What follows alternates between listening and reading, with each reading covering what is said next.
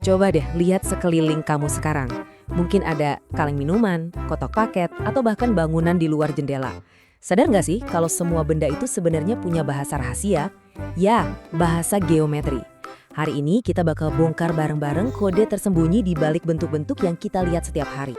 Oke, perjalanan kita bakal seru nih. Pertama, kita bakal terbang ke pedalaman Papua buat mecahin misteri sebuah rumah unik. Habis itu, kita bakal jadi detektif bentuk, ngeliatin benda-benda di sekitar kita. Dan puncaknya, kita bakal nemuin semacam kode rahasia matematika yang ternyata berlaku buat, ya, hampir semua bangun ruang. Udah siap? Langsung aja kita mulai. Oke, kita mulai dari yang paling unik dulu. Sebuah teka-teki arsitektur yang keren banget. Ini tuh perpaduan sempurna antara kearifan lokal, kebutuhan hidup, dan yang paling bikin penasaran, prinsip matematika yang elegan. Nah, ini dia. Kita lagi ada di sebuah desa Honai di Papua. Coba perhatiin deh arsitekturnya. Unik banget kan? Atapnya melengkung, terus dasarnya itu silinder. Ini bukan sekedar rumah biasa loh. Ini tuh kayak pameran geometri di dunia nyata. Gabungan sempurna antara tabung dan setengah bola. Nah, pertanyaan utamanya adalah, kenapa sih bentuknya harus kayak gini? Apa ini cuma soal tradisi aja? Atau biar kelihatan bagus? Atau jangan-jangan ada alasan matematis dan fungsional yang jenius banget di baliknya? Dan ternyata jawabannya ada dua loh. Setiap lekukan dan sudut di rumah Honai ini punya alasan teknis. Misalnya buat bertahan dari cuaca ekstrim. Dan juga punya makna filosofis yang dalam banget buat masyarakat di sana. Kita bakal balik lagi ke sini nanti, tapi sebelum itu kita perlu paham dulu dasar-dasar soal bentuk. Nah, biar kita bisa mecahin kode rumah Honai tadi, kita perlu belajar bahasa geometri dulu nih. Yuk, kita mundur sedikit dan lihat bentuk-bentuk yang lebih akrab yang ada di kehidupan kita sehari-hari. Coba bayangin deh, pas kamu habis belanja bulanan. Ada kotak sereal, kaleng sarden, botol kecap. Tanpa kita sadari, kita itu sebenarnya lagi bawa pulang satu koleksi lengkap bangun ruang geometris. Nah, lihat deh. Yang di kiri itu kan benda-benda yang kita kenal banget. Terus yang di kanan itu nama resmi mereka di dunia matematika. Jadi kaleng itu ya tabung, kotak sereal itu balok. Ternyata semuanya punya padanannya.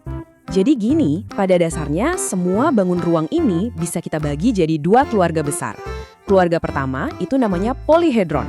Ini tuh semua bangun yang sisinya datar, rata semua. Contohnya ya kayak kubus atau limas. Terus keluarga kedua itu yang punya setidaknya satu sisi melengkung, kayak bola atau kerucut gitu. Oke, pertanyaan berikutnya nih yang gak kalah seru. Kotak sereal itu kan asalnya cuma dari selembar karton datar ya kan? Gimana caranya selembar kertas bisa tiba-tiba jadi benda 3 dimensi? Jawabannya ada di cetak birunya. Coba bayangin kamu ambil satu kotak kardus bekas. Terus kamu gunting pelan-pelan di beberapa sisinya, abis itu kamu bentangin di lantai. Nah, apa yang kamu lihat? Pola datar yang kamu lihat dari bentangan kotak tadi, itulah yang namanya jaring-jaring. Ini tuh kayak peta 2 dimensi yang ngasih tahu gimana cara ngebangun sebuah objek 3 dimensi. Setiap bangun ruang pasti punya jaring-jaringnya sendiri. Nah, ini nih yang keren. Buat bikin satu kubus yang sama persis, ternyata ada banyak banget loh pola jaring-jaring yang bisa kita pakai. Kelihatannya beda-beda banget pas dibentangin, tapi begitu dilipat, hasilnya sama aja. Dan ini nggak cuma berlaku buat kubus. Bangun-bangun lain kayak prisma atau limas juga punya jaring-jaring uniknya masing-masing. Ini adalah kunci dari konstruksi mereka. Oke, sekarang kita masuk ke bagian yang menurut saya paling keren. Ternyata ada semacam kode rahasia, sebuah rumus universal yang ngehubungin semua polyhedron. Dari kubus paling simple sampai bentuk yang paling rumit sekalipun. Jadi ceritanya dulu di abad ke-18 ada seorang jenius matematika namanya Leonhard Euler. Dia ini nemuin sesuatu yang luar biasa. Dia sadar kalau ada hubungan ajaib antara jumlah sisi, jumlah titik sudut, dan jumlah rusuk di setiap polyhedron. Rumusnya simple banget. Gini, ambil jumlah sisinya kita sebut S, terus tambahin sama jumlah titik sudutnya atau T. Lalu hasilnya dikurangi sama jumlah rusuknya atau R. Dan ajaibnya, buat polyhedron kayak apapun, hasilnya tuh bakal selalu 2. Nggak percaya? Coba aja dikubus. 6 sisi tambah 8 sudut jadi 14. Dikurangi 12 rusuk, hasilnya 2. Selalu berhasil? Keren kan? Dan jangan kira ini cuma teori matematika kuno yang nggak ada gunanya ya. Prinsip dasar dari rumus Euler ini justru jadi fondasi di bidang-bidang super modern, kayak desain grafis komputer, atau bahkan pas ngerancang sirkuit rumit di dalam chip prosesor di gadget kamu. Oke, sekarang peralatan kita udah lengkap nih. Kita udah tahu cara bedain bentuk, udah paham konsep jaring-jaring, dan kita bahkan tahu rumus ajaib Euler. Waktunya kita balik lagi ke Papua dan pecahin misteri rumah Honai. Dengan bekal pengetahuan geometri kita yang baru, sekarang kita bisa menganalisisnya.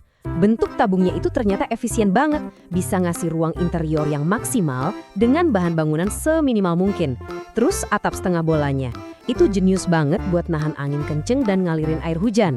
Jadi jelas kan, bentuk ini bukan kebetulan tapi sebuah solusi desain yang brilian. Jadi, lain kali kamu ngelihat dunia di sekitar kamu, coba deh lihat lebih dalam. Kenapa sih bola sepak bentuknya gitu? Kenapa sarang lebah harus segi 6? Setiap bentuk itu punya cerita dan tujuannya sendiri. Nah, pertanyaannya sekarang, tujuan tersembunyi apa yang bisa kamu temukan di benda-benda sekitar kamu?